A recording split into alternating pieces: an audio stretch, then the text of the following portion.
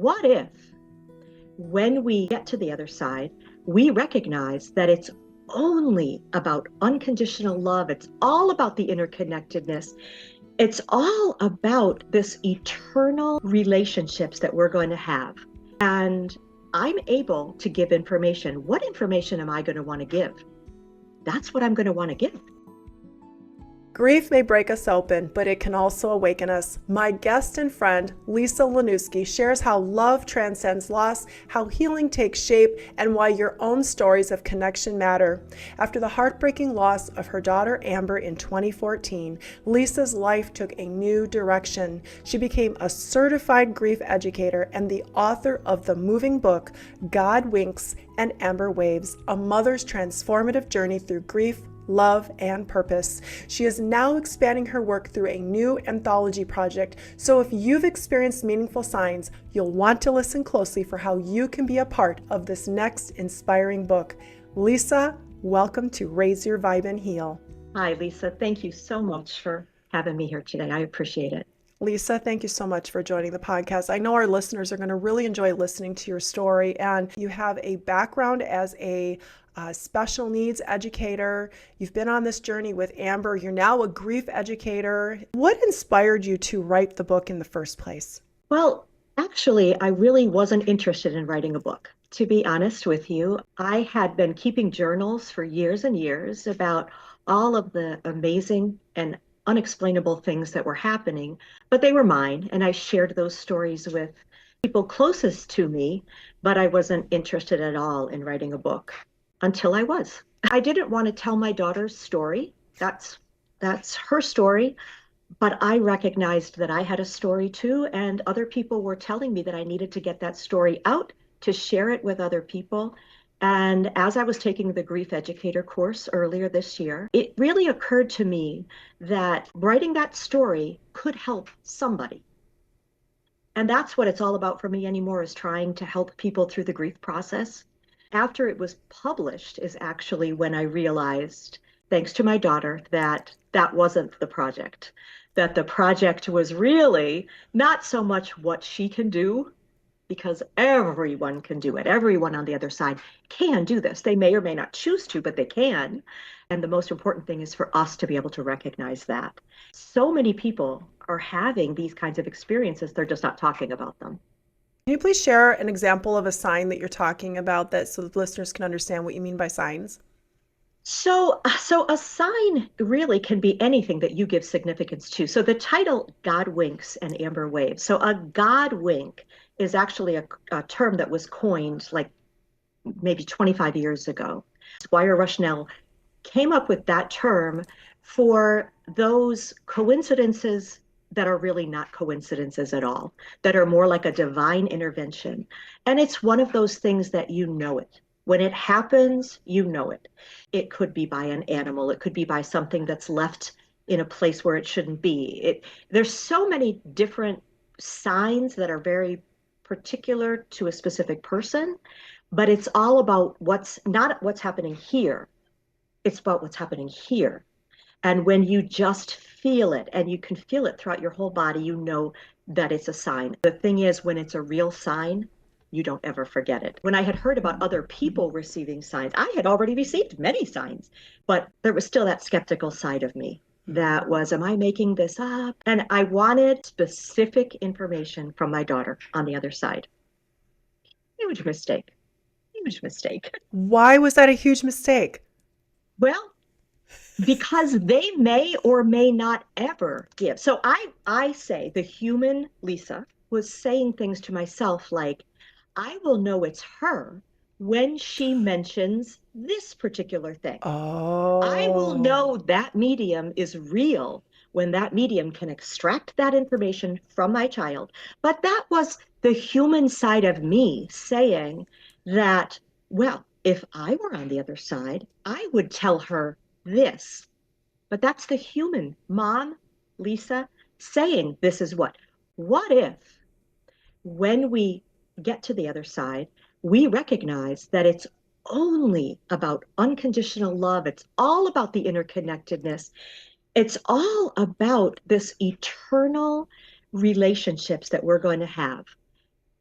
And I'm able to give information. What information am I going to want to give? That's what I'm going to want to give. And so many people will say, "Oh, it's so generic." They say, "Oh, they love me. I was a great mother. They just have so much love for me." And mediums will very often say, like, I'm lit up with the love for you." Well, yeah, because that's what it is. That's the information. And somebody also told me that it's really just setting a bar. If I got that particular information, I would just set the bar in a different place because after a short amount of time, I would say, oh, well, what if I let it slip that that was the information I was looking for? One of the things that was really super important to my daughter while she was here on Earth was her appearance. See, in the book, she suffered from an eating disorder. She didn't see herself physically the way that everyone else saw her. But one of the things is that she had very long, dark hair, and her hair was naturally curly. Now, nobody in our family, other than in my extended family, had naturally curly hair, but she had beautiful natural curls, didn't have to do anything. So, like most women, what did she do? She straightened her hair. It wasn't what she wanted, but it was always a hair. So when things would come up in mediumship readings where she would reference or a medium would say, like, I'm seeing, she's just got some beautiful head of hair, I would accept it, but also be a little bit like, well, if you go onto my social media, you can see that she has, the skeptical part of any human. I was at a gallery reading years ago. This was, I think, 6 or 7 years ago. And there was a medium who was working with a spirit artist, and I had never sat with a spirit artist before. There was, I think, 45 or 50 of us there. The medium was giving information about this young lady, and there was two of us in the room that could take a lot of the information. And then it came down that it was just me, and it was just my daughter. I was looking at the picture that the spirit artist was drawing, and there were a lot of similarities, but it wasn't anything like a photograph or anything like that. But at one point, the spirit artist said, "I've never done this before, and I'm not sure what this is all about, and I don't even know if you're comfortable with this, but she's asking for you to come up and brush her hair." I took my handbag, I opened it up, and in my handbag, I had her hairbrush in a Ziploc bag. No one, not even my roommate, knew that I had that. But I carried that around with me back in the day when we were doing a lot of in-person events. Not because I ever thought that they would say anything. It was because it was full of her hair. Yes. And it was a part of her. And so I just put it in a bag. I put a little wrap around it, and it was just in the bottom of my bag. And when I took that out, people were like, "Oh my gosh, like, oh, you have her." And I said, like, "Yeah, that's her." He said, "Yeah, she just wants you to come up and touch her hair." And I'm like, "Okay, you got it. You got that message. That either fits or it doesn't fit. The long curly hair that he drew either fits or it doesn't fit." So that's what I mean. Like, that lit me up and it lit everybody up. And there was no doubt in my mind that this man who I'd never seen before, never even heard of him before, I don't even think I knew he was going to be at this event. So he didn't know anything at all about me. Couldn't have looked anything up, interesting. And so that's a sign. To me, that's a sign or a message, or that's just showing me that someone is in contact with that energy. So, what advice would you give to somebody who's very skeptical or not skeptical, somebody who wants that information from their loved one? What would you say if they're sitting with a medium? Should they be looking for that one little piece of information? It sounds like you shouldn't be Yeah, necessarily. What advice would you give? sure. And I mean, I did that, and I've talked to lots of people who've done that, who continue to do that. Yes. But I only found that when I was open to whatever was coming my way, then I could step back and realized, wow, that had happened before, or somebody else said that. You know, it's this is interesting because as a mom, and Amber was my firstborn child, Mhm. as a mom, you think you know everything about your child. Nope. And even in that she had never discussed with me before, that showed that she really was a much higher thinker than I was at the Mhm. time. She had these great books that were highlighted with notes, Thich Nhat Hanh, just peace. and Eckhart Tolle. And I was like, who's Eckhart Tolle? This is interesting. Idea who these people were. But she had those things in her collection, you know. And there are things that she used to say even when she was alive. One of the things that she was absolutely convinced of, and she would say this to me, and oh my gosh, I'm embarrassed by my response.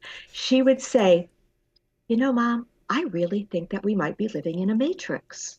And I would say, don't say things like that, Amber. Some of the things that, you know, some of the messages that have come through from the other side have been all about, you know, that connectedness, that web of connection. That's not coming from me. That's part of her personality continuing to share that, not just with me, but with others. And I do talk about that a little bit in. I also like in the book how you give people ideas on what to say to people who are going through grief or what not to say. Do you have a couple that you would like to share with the listeners if they that has lost Yeah. a child or they're not exactly sure what to do? Can you give us a couple of tips, please? Well, sure.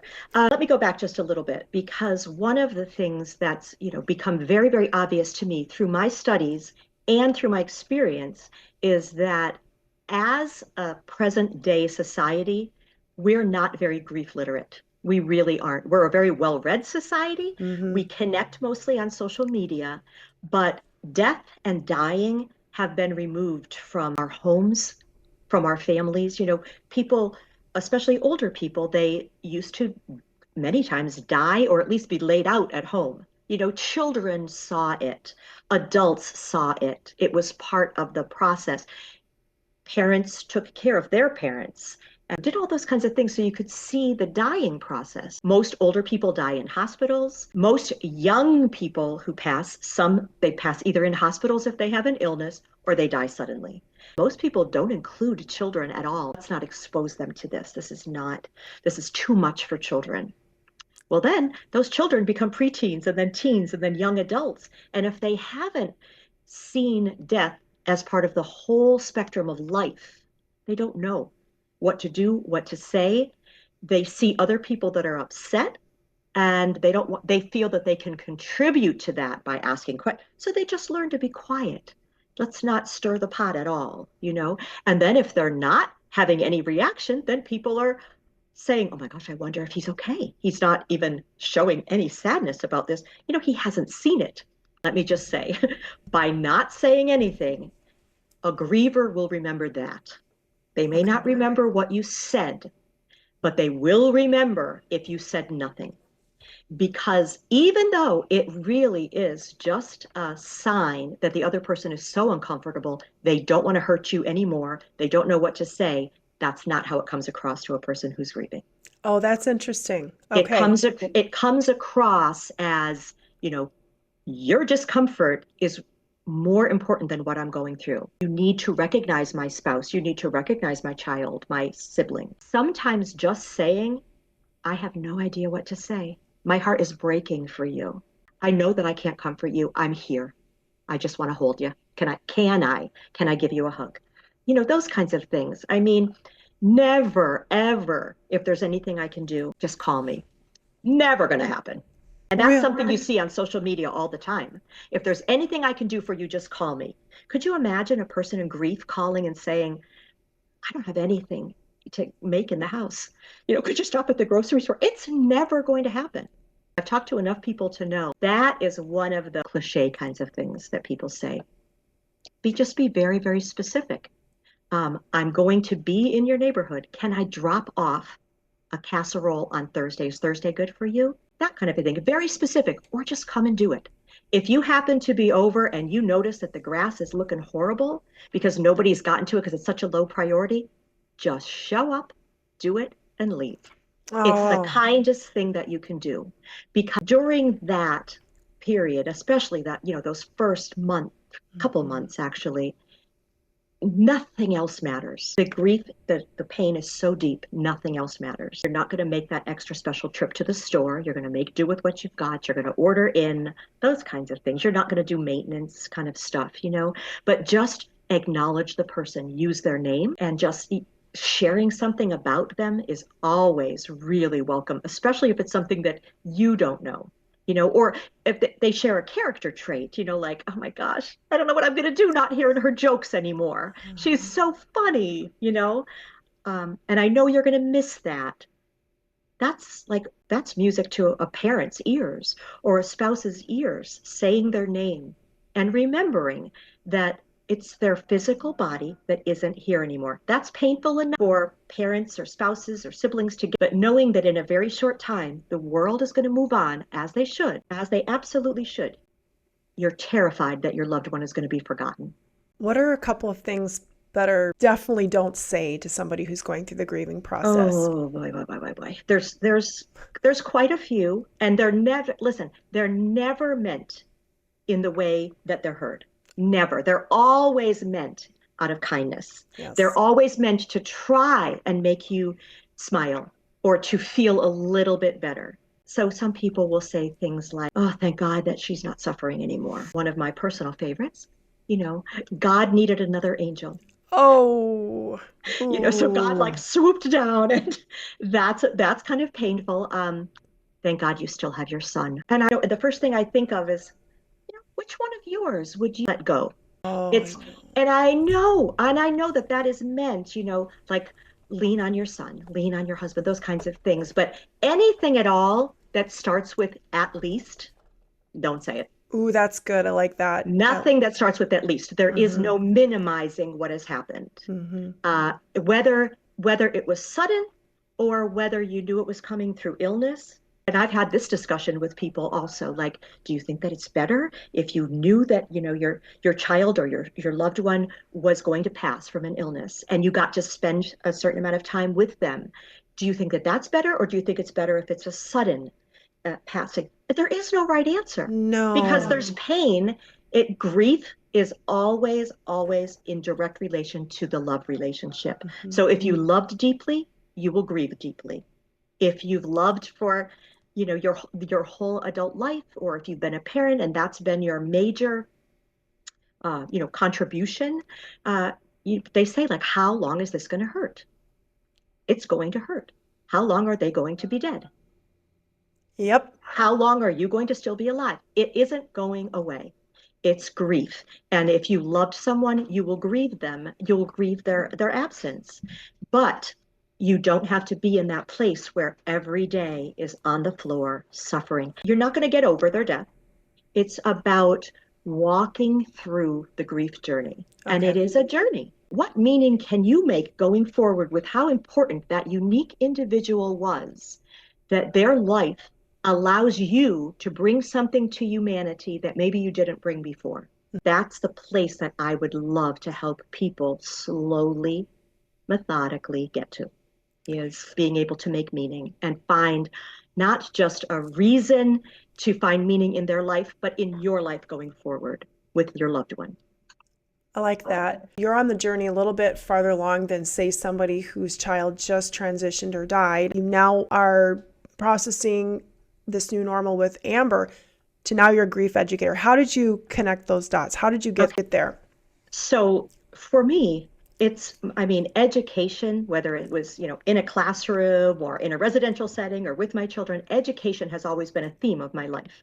And so they used to say that, the first year is just don't make any changes, don't do anything. It's just a lot of processing everything that's happened.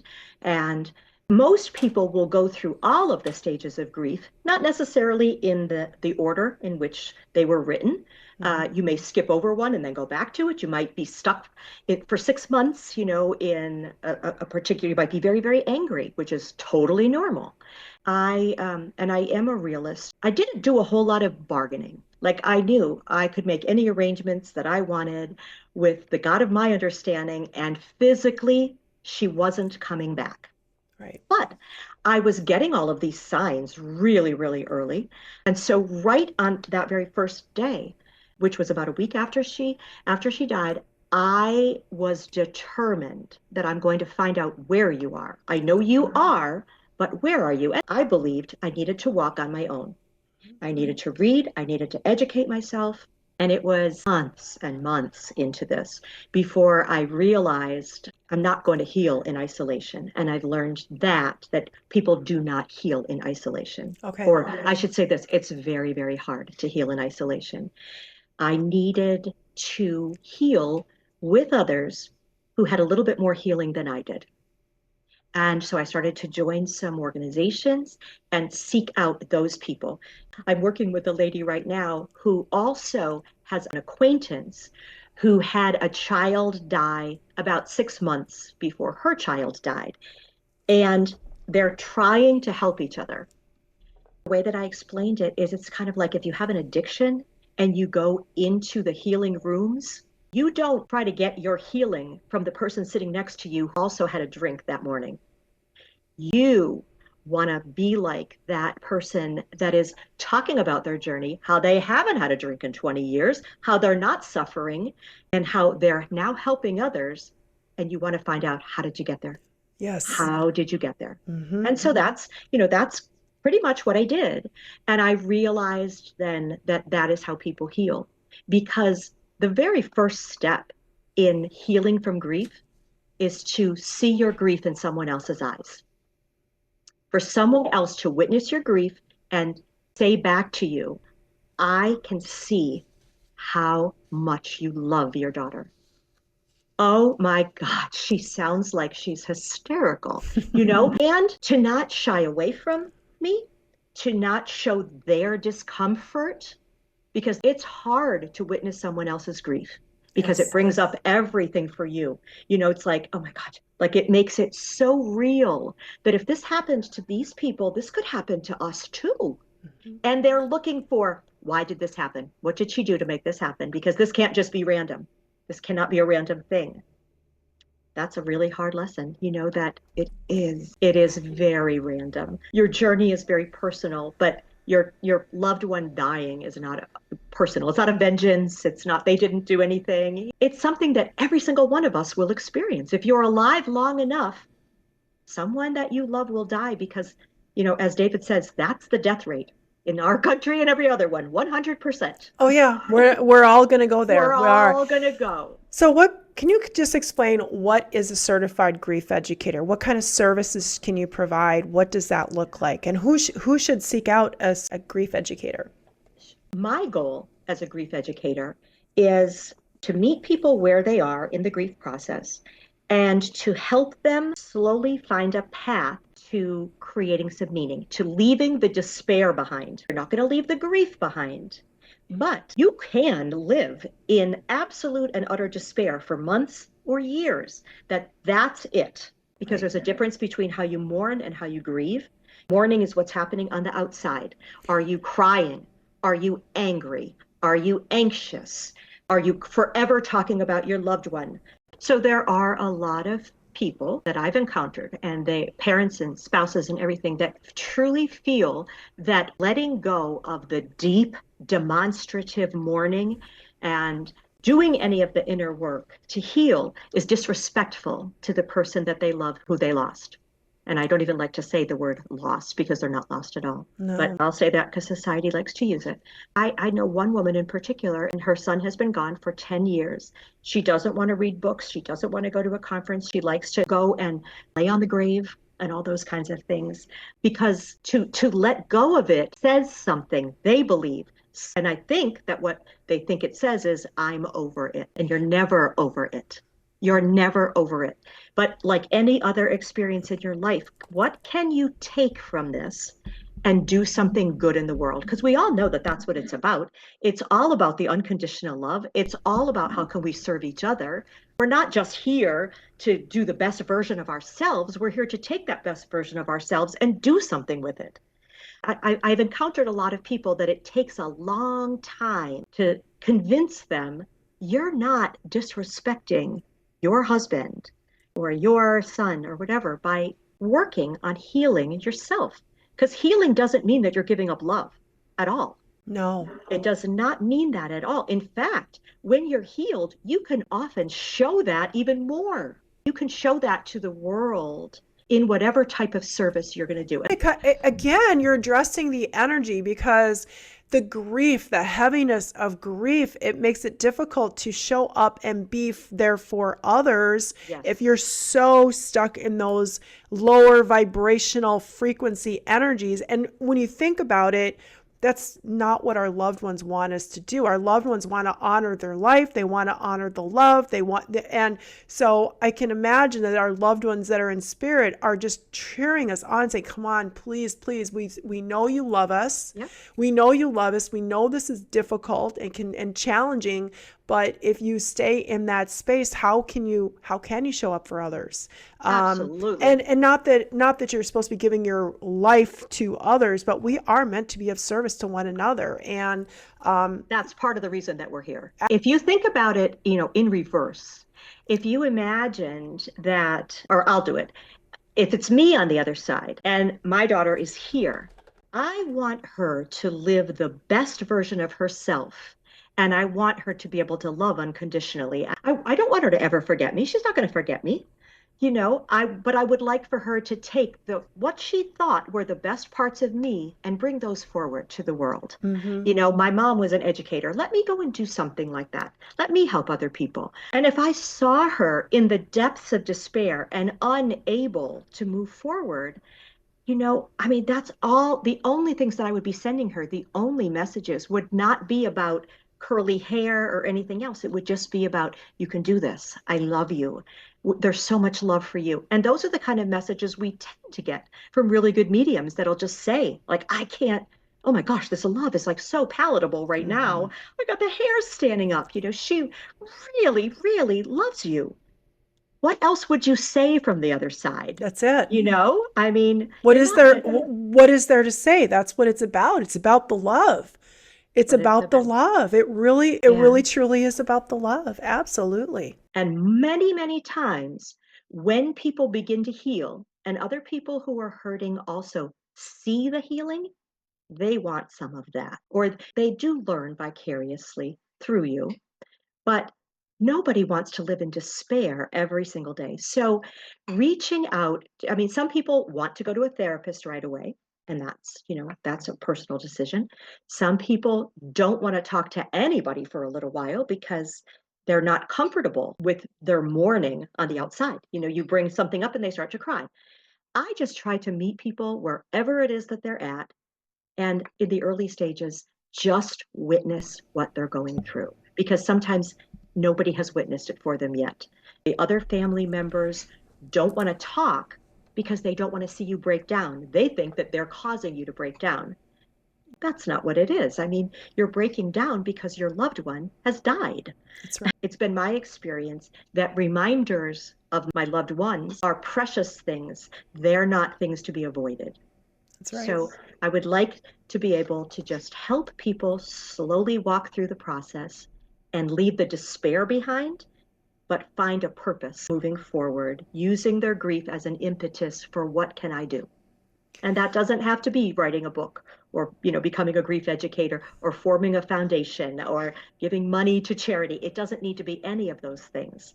It can be something as easy as every day or every time I go to this place, I'm going to buy a coffee. Like my daughter was a big Starbucks person.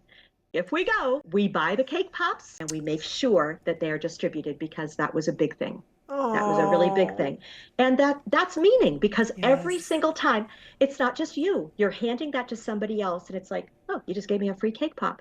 And you let them know. My daughter loved cake pops. She's not with us anymore, but we wanted you to have this today. And for 1 15 seconds, somebody is thinking with a little bit of gratitude, and that's energy too, and that's going out into the world. Absolutely. I love that you're mentioning that because somehow a person needs to be able to navigate this new way of being without this loved one in their physical presence. And the grief can be all consuming. I am sure that it can make it difficult to open up to feel and sense the love that might be around you.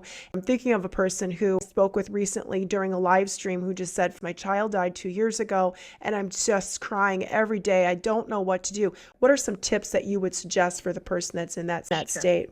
Absolutely talking to them and getting them to talk with me as much as they're willing about their child. One of the things that we certainly don't introduce it really early, but I ask them, what do you want? Like, what do you want? Where do you want to be next year? Because the hard fact is, even next year or the year after, your child is still not going to be here. Right. Most people are not truly suicidal. They are in despair, and despair can make us feel suicidal. But there are very few people that I've even heard of who have chosen to take their life to be with their child. Most people say, I don't really mean that. Because if somebody is really very concerned about that, they need to be with a different kind of professional. Right, right. But but helping people to see that their child's life had or their loved one's life had very specific meaning and helping them to go through and determine what is that? Like what does my child's life say to the world? What do I want it to say to the world? How can I honor them? And it just takes I hate to say stuck in grief. Hmm.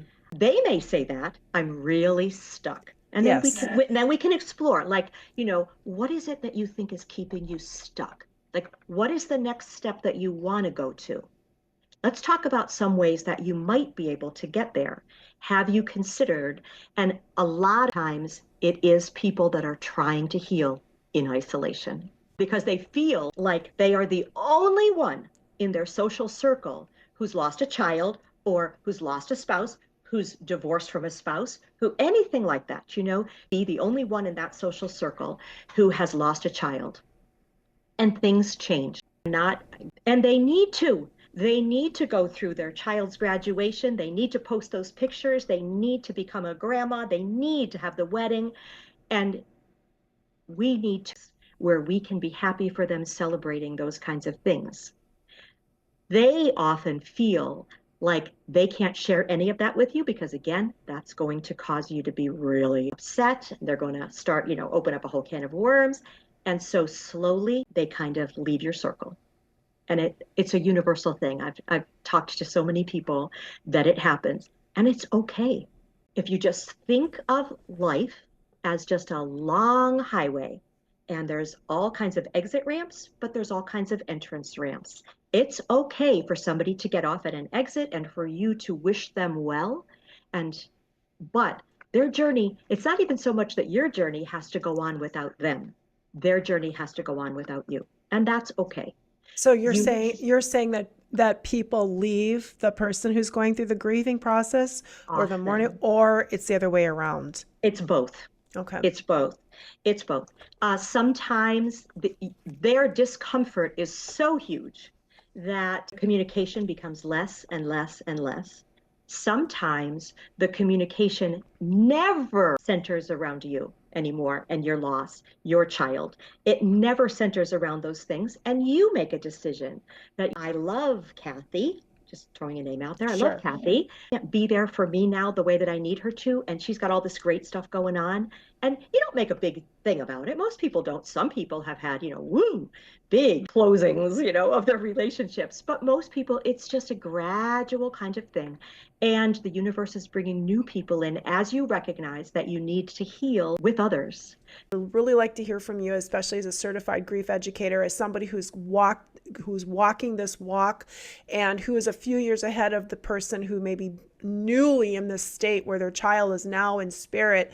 What are some gentle steps that a person can take? So, number one, I would say to grant yourself the same kind of grace that you would grant to your best friend or your sister. Mm-hmm. People use the word, like you said, I'm stuck. I can't get beyond this. I'll never be able to accept this. In the place that you are right now, you can't do anything other than feel the pain. You know, they say you have to feel it to heal it. You have to go through all of this stuff. You need to surround yourself at least with one other person. Mm-hmm. And I would say when you can, try to sleep, try to eat on a regular schedule if you can, all those kinds of things. But all the frivolous things of the day, do your very best to just let it go. Now, I Okay. understand that a lot of people have to go back to work. Yeah. I also understand that a lot of people go back to work and they leave.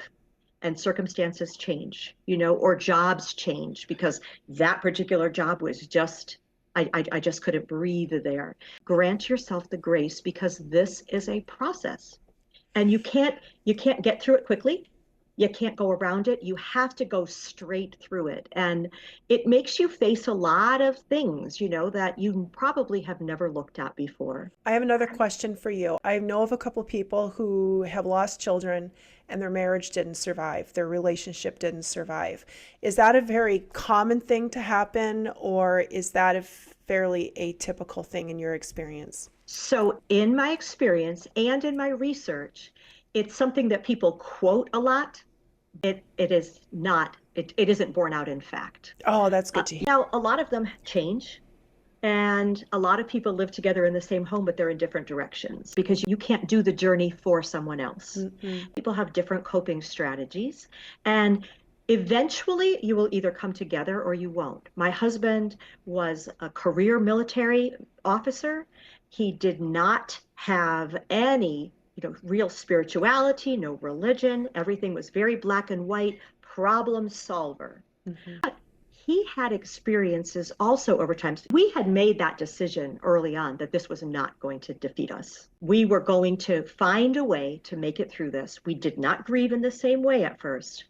But you know what really turned the table for Lou was that he had experiences of his own that I wasn't part of.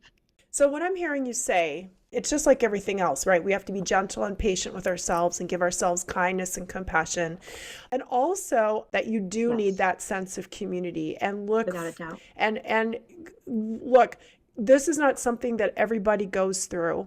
Even though everybody's healing journey is different, you're ahead of where they're at today, so you can give them some inspiration that if Lisa can do this and she's being honest and real about her emotions, that somebody else can do it too, then I can do it too. So this book just came out, God Winks and Amber Waves. Even though we didn't talk about this book that much, you have some really great suggestions in here on what to say, what not to say.